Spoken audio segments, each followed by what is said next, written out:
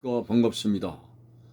5월 9일 화요일 10분 말씀 되겠습니다. 성경 말씀은 요한복음 1장 40절에서 42절까지입니다. 요한의 말을 듣고 예수를 따르는 두 사람 중에 하나는 시몬 베드로의 형제 안드레라. 그가 먼저 자기의 형제 시몬을 찾아 말하되 우리가 메시아를 만났다 하고, 메시아는 번역하면 그리스도라. 데리고 예수께로 오니 예수께서 보시고 이르시되 네가 요한의 아들 시몬이니 장차 게바라 하리라 하시니라. 게바는 번역하면 베드로라. 아멘. 세례 요한의 두 제자가 예수님의 제자가 되었습니다. 여기서 40절에 보니까 요한의 말을 듣고, 그러니까 하나님의 어린 양이로다, 세상 죄를 지고 가는 하나님의 어린 양이로다 라는 말을 듣고, 저분이 메시아구나 깨닫고 세례 요한의 제자 두 사람이 예수님을 따르게 되었다는 것을 어저께 말씀드렸습니다. 40절에 보니까 예수를 따르는 두 사람 중에 하나는 시몬 베드로의 형제 안드레라고 되어 있습니다. 자, 그러면은 세례 요한에게 있었던 두 제자의 중에 한 사람의 이름은 안드레라고 밝혀지고 있습니다. 나머지 한 사람의 이름은 누굴까? 거기에 대해서 명확한 기록은 없습니다만 우리가 추측하건대 그 한 사람은 바로 사도 요한일 것이다, 이렇게 내다보고 있습니다. 자, 그래서 세례 요한의 두 제자였던 사람은 바로 안드레와 사도 요한입니다. 오늘 이 안드레는 바로 집에 가서 자기의 형 베드로에게 전도합니다. 그리스도를 말씀하고 있습니다. 41절에 보니까 그가 먼저 자기의 형제 시몬을 찾아 말하되 우리가 메시아를 만났다. 사실 유대인들은 모두가 메시아를 대망하고 있었습니다. 물론 그 메시아를 기다리는 신앙관이 잘못되기는 했습니다만 유대인들은 메시아를 대망하고 있었습니다. 오늘 이 안드레가 바로 그러한 예수 그리스도를, 메시아를 대망하는 그 상황 속에서 베드로에게 우리가 메시아를 만났다 하니까 귀가 번쩍 떴습니다. 그래서 얼른 이 베드로는 예수님을 향해서 갔습니다. 자, 42절에 보니까 예수께로 오니, 베드로가 왔습니다. 예수께서 보시고 이르시되 네가 요한의 아들 시몬이냐? 장차 게바라 하리라. 게바는 바로 번역하면 베드로, 반석이라고 하는 뜻을 가지고 있습니다. 자, 이렇게 해서 지금 12 제자가 한 사람 한 사람씩 이제 예수님께로 모여들고 있습니다. 참으로 12 제자, 그리스도의 십자가를 지고 가는 바로 하나님의 아들 예수 그리스도의 제자, 이것은 대단한 자리요, 영광의 자리요, 또 주님과 함께하는 고난의 자리가 되는 것입니다. 한 사람 두 사람씩 모여드는데 우리가 알다시피 이 안드레와 베드로를 비교해 보면 사실상 안드레에 대한 어떤 행적 기록은 그렇게 많이 지면을 할애하고 있지 않습니다. 그러나 안드레보다 더 늦게 부름받은 베드로가 오히려 안드레보다 더 큰 열심을 가지고 이 베드로의 어떤 신앙의 열정 대단했습니다. 예수님으로부터 인정을 받았죠. 바요나 시몬아, 네가 복이 있도다. 주는 그리스도시요 살아계신 하나님의 아들입니다 고백했을 때에 예수님께서 선포한 말씀이 됩니다. 그리고 시몬을 향해서 장차 게바라 하라, 베드로라는 이름을 주셨고 반석이라고 하는 이름을 주셨습니다. 심지어는 이 신앙 고백의 반석 위에 내 교회를 세우겠다고 베드로가 주님의 제자로서의 굉장히 중요한 자리에 있게 되는 것을 봅니다. 참 어떤 면에서는 먼저 부름받은 안드레보다도 늦게 부름받은 베드로가 더 앞서가는 주님의 제자의 모습을 보게 됩니다. 그래서 예수님께서 일찍이 말씀한 바 먼저 된 자로서 나중되고 나중된 자로서 먼저 된다는 신앙의 선한 경쟁에 관한 말씀도 하셨습니다.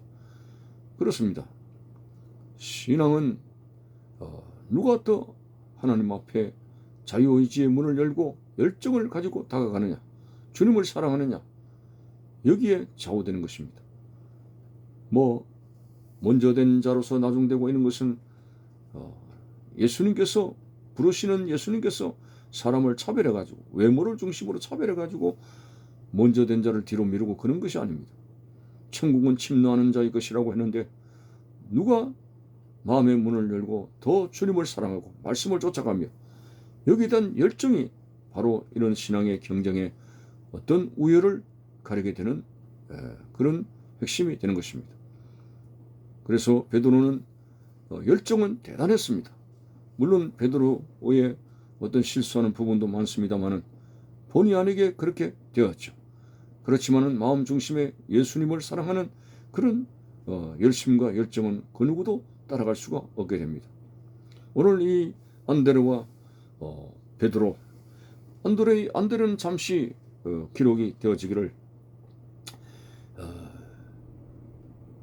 물고기 2마리와 떡 5개의 500여의 기적 때에 안드레가 잠시 소개되어지는 것을 봅니다.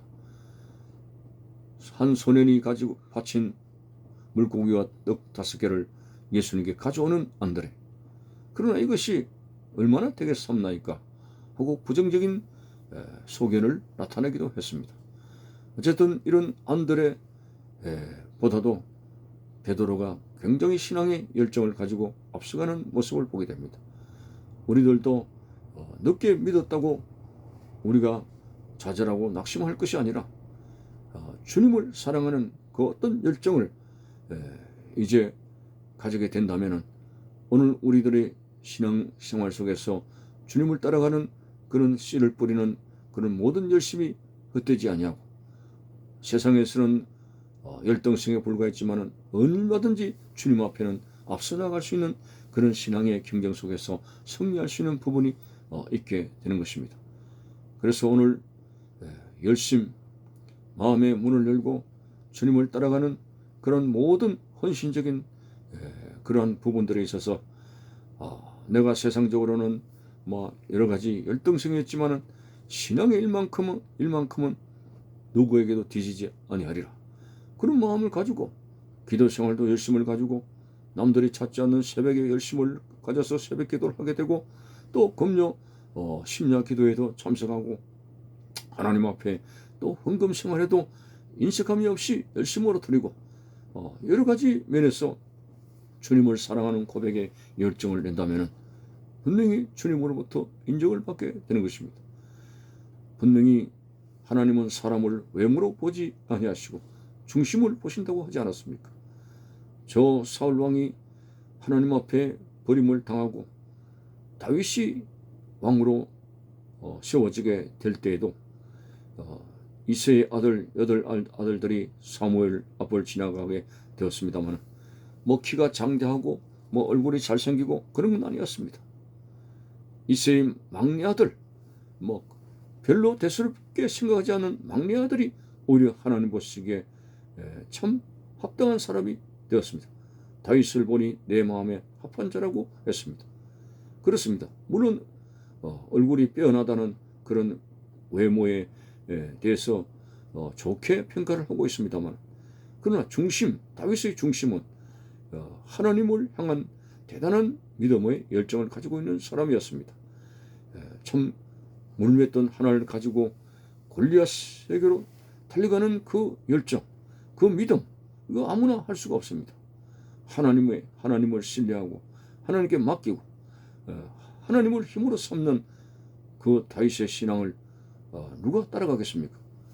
그래서 이새의 8아들들 중에서 하나님 앞에 중심이 바로 서 있던 다윗이 일곱 형제를 물리치고 이스라엘의 왕이 되는 그런 은혜의 자리에 가게 되었습니다. 아무튼 신앙은 하나님께서 외모를 보시고 차별하시는 것이 아니라 우리의 마음 중심의 열정을 누가 하나님 앞에 더 사랑하고 더 말씀을 지키며 그렇게 가지고 살아가느냐 하는 것에 좌우된다는 사실을 알고 오늘 세상의 어떤 부유함이나 경제적인 것이나 또 공부, 지식의 면이나 이런 것들보다 주님을 사랑하는 이 열정만큼은 누구에게도 뒤지지 아니하리라는 이 선한 경쟁의 열심을 가지고 바울도 말했습니다. 사람들이 상을 얻으려고 다름질할지라도 상을 얻는 자는 한 사람이 알지 못하느냐. 너희들도 상 얻기를 위해서 다름질하라고 했습니다. 이 선한 경쟁에서 열심을 가지라고 하는 말씀을 하고 있습니다. 요한계시록에도 네가 죽도록 충성하라. 그리하면 생명을 멸류관을 주리라고 했으니 오늘 하나님 앞에 충성과 열정을 가져서 항상 다른 사람들보다 뒤지지 않는 그런 신앙의 우등성이 될 수 있기를 바라는 것입니다. 감사합니다.